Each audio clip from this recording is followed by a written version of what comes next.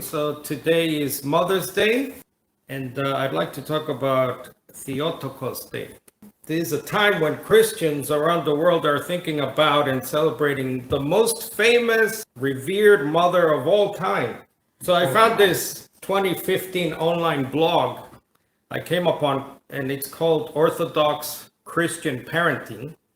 It opens with an author's note that reads in part, as we approach Mother's Day, I was thinking about this blog and wondering what we could post that would be helpful to the mothers, and for that matter, to all women who care for children.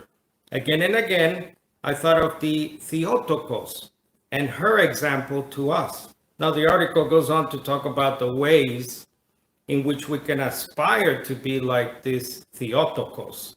As some of you probably know, Theotokos is a Greek word used as an honorific title for Mary that literally means the one who bears Godchild, or as it's more popularly known, Mother of God. So I asked myself, how and why is it that 1 billion plus loving, well-intentioned, self-professed Christians would celebrate Mary this way? Back in the summer of 431, yet another church council was convened by yet another Roman emperor called Theodosius II, also known as Theodosius the Younger. The purpose for this latest meeting, by the way, this was the 200th plus church council by that time.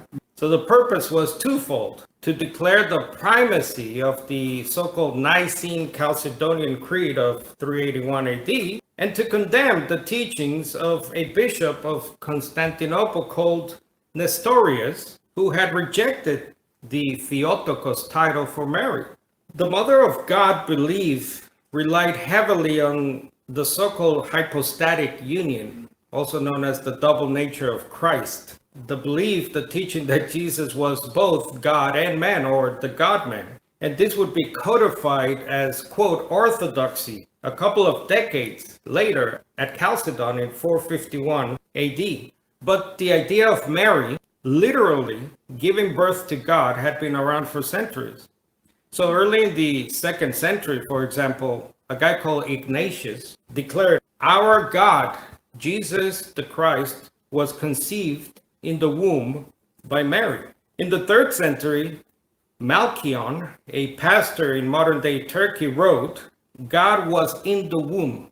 And the French Bishop Hilary said that Luke 1:35 actually taught, quote, the one only begotten God entered the virgin's womb. Now, never mind that some of these same so-called church fathers criticized other self-professed Christians at the time for teaching what they considered heretical views. For example, Irenaeus describes some who believed that Christ passed through Mary just as water flows through a tube.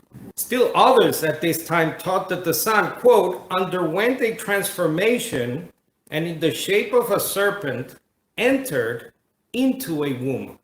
It's well known that modern day Protestants, like Bishop Nestorius back then, reject the title of Mary as the Mother of God. I say most Protestants because in my research, I learned that modern day Anglicans and Lutherans actually venerate Mary as the Theotokos, the Mother of God. But some Protestants subscribe to the view espoused by the late Christian apologist Dave Hunt. So one day he was answering a question. So he said in part, quote, the Catholics talk about the Mother of God. Well, isn't Jesus God? Yes, but you're not the Mother of God. He is eternal. God was around a long time before Mary came on the scene. She is the mother of the body. Now, unfortunately for both Catholics and Protestants, the scriptures make no such claims about the person of the Son of God. There's simply no biblical text that describes Jesus as the God-man, let alone Mary birthing a God child. Just like there's no biblical text that says the Son is the eternal God. As a matter of fact, you'll find if you read the New Testament that it actually says exactly the opposite. The Gospel of Matthew opens with the famous words, "This is an account of the origin or the genesis of Jesus, the Messiah." Both Matthew and Luke show the procreation of the Son in the womb of Mary. For example, in Matthew 1:20, the angel says to Joseph in a dream that the child that has been begotten, procreated in Mary, is from God. In Luke 1:35, for that reason, he who shall be begotten, again, procreated, shall be holy and will be called the Son of God. The same was taught later by the apostles. Paul in Romans 1:3, concerning his Son, he came into being from the seed of David according to the flesh.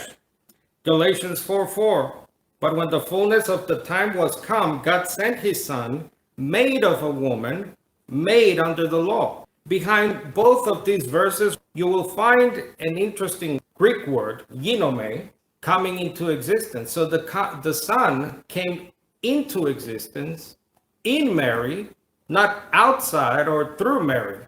The Apostle John adds that the one who was begotten, again, that's the procreated word by God, keeps the Christian safe. And that's in 1 John 5:18. As a matter of fact, John's repeated the only begotten Son phrase by definition shows that the Son is not eternal. In John 5:26, the Father is said to have allowed his only begotten Son to have life. This explains why the Son says, I live because of the Father in John 6:57. So if the Son was truly procreated and born, that means he also died. So we have John, the famous John 3:16. God gave his only begotten Son. Paul uses the same expression in Galatians 2:20 when he says the Son gave himself for me. If that isn't clear enough, Paul says in Romans 5:10, we were reconciled to God by the death of his Son. So for any Catholic or Protestant who may be watching this video, ask yourself or your priest or your pastor, how can you have a double origin, as Ignatius and Irenaeus taught? How can you be both begotten and unbegotten at the same time? In other words, eternal yet not eternal. And that was taught again by Ignatius. Or what does it mean to be eternally generated? Since according to some of the so-called church fathers, the word today in the famous prophecy of Psalm 2:7, today I have begotten you, to them it meant an eternal day. The late noted scholar and Catholic priest Raymond Brown was right to say the assumption that Matthew knew 4th century theology about the Mother of God is more than dubious.